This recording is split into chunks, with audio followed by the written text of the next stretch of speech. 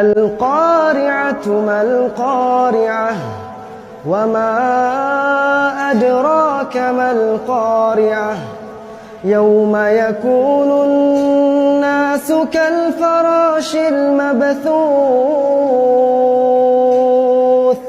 وتكون الجبال كالعهن المنفوش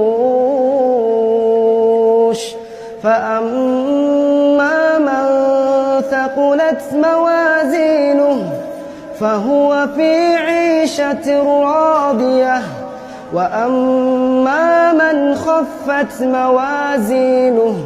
فأمه هاوية وما